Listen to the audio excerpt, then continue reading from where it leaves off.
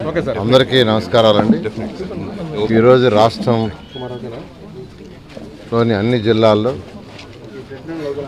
అన్ని మండలాల్లో ఈరోజు అధికారులు యాక్చువల్గా ఇంటింటికి పోయి తెల్లవారుజాము 6 గంటల నుంచే పెన్షన్స్ ఇస్తున్నారు. ఈ తెలుగుదేశం ప్రభుత్వం వచ్చిన తర్వాత ఇది ఇవ్వటం మూడోసారి.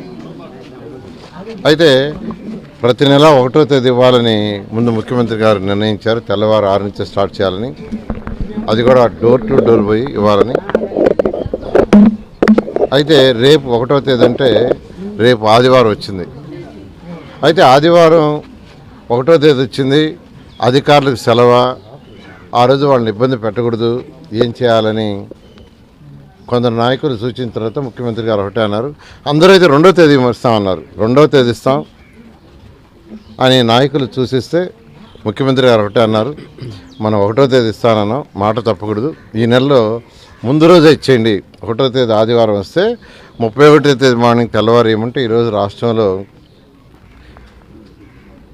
అన్ని జిల్లాల్లో అన్ని మండలాల్లో ఈరోజు తెల్లవారు 6 నుంచే స్టార్ట్ అయింది. వాళ్ళ ఆనందానికి అద్దులు లేవు. ఒక పక్క వర్షం పడుతుంది, గొడుగులు వేసుకొని యాక్చువల్గా ఈరోజు అధికారులు నాయకులు ఇస్తున్నారు. నేను వాళ్ళందరినీ అప్రిషియేట్ చేస్తున్నా. తెల్లవారు 6 నుంచే స్టార్ట్ చేశారు. వాళ్ళ యొక్క ఆనందానికి అద్దులు లేవు. ఈరోజు నిజంగా చెప్పాలంటే 36,000 కోట్ల రూపాయలు సంవత్సరానికి అవుతుంది. 36,000 కోట్లు అంతా ఇంత కాదు. లోటు బడ్జెట్, డబ్బులు లేవు, ఖజానా ఖాళీ, ఖజానా పూర్తిగా ఖాళీ. కేంద్ర ప్రభుత్వం ఇచ్చిన డబ్బులు కూడా గత ప్రభుత్వం రకరకాలుగా డైవర్ట్ చేసింది.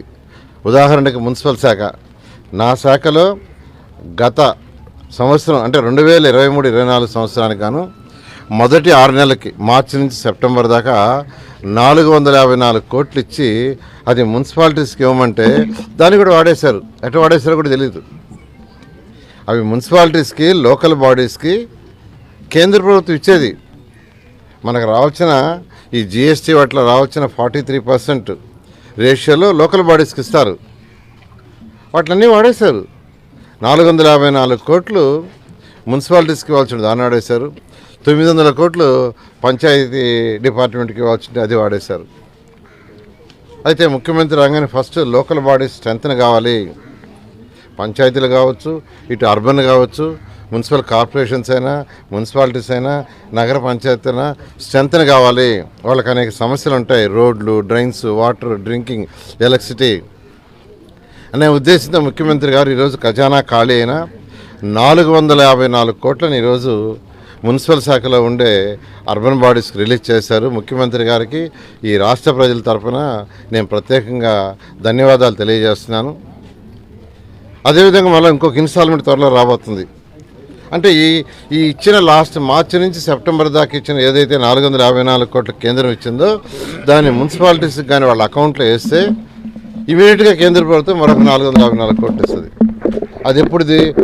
లాస్ట్ సెప్టెంబర్ టు మన మార్చి వరకు.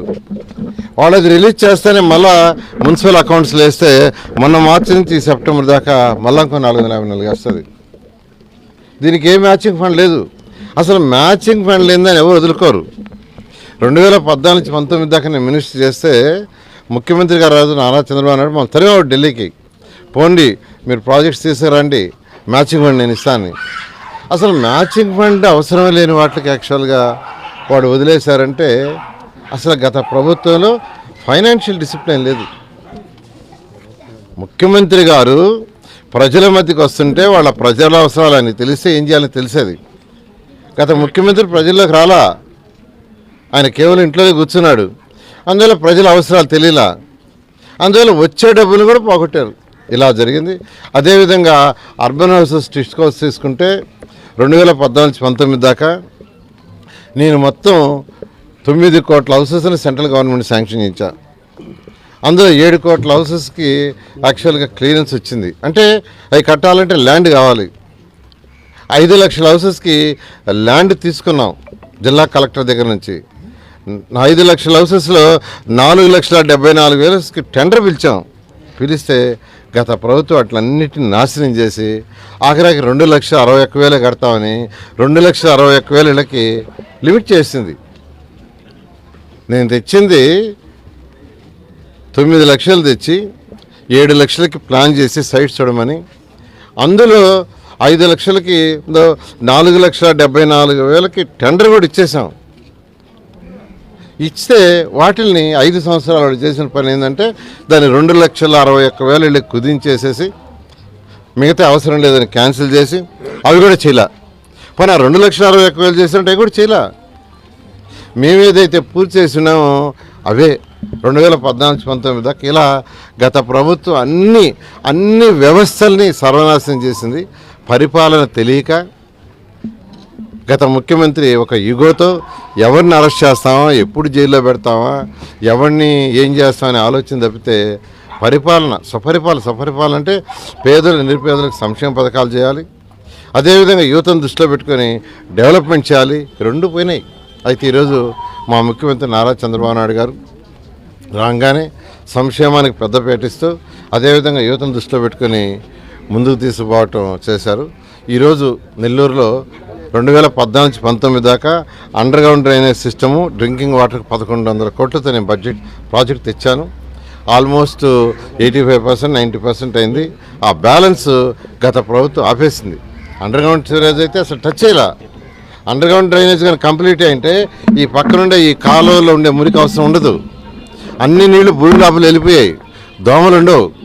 వర్షాకాలం మాత్రమే ఆ డ్రైన్స్ పని ఉండేది, వర్షం వచ్చినప్పుడు నీళ్లు పోవటానికి.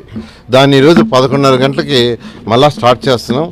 డబ్బులు లేకపోయినా ఇంటర్నల్ డిపార్ట్మెంట్ అడ్జస్ట్ చేసి ఈరోజు దాన్ని టేకప్ చేయమని ఆ కన్సర్న్ నాడు పిలిచాను. ఈరోజు 11:30 దాన్ని స్టార్ట్ చేస్తున్నాం. మొత్తం 5 ఎస్టీపీలు ఉన్నాయి.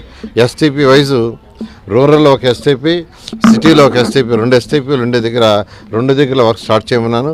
1 by 1 చేస్తూ ఏదైతే ఎలక్షన్లో ప్రజలకి చేసామో ఆ వాగ్దానం ప్రకారం దాన్ని కంప్లీట్ చేయడం జరుగుతుంది.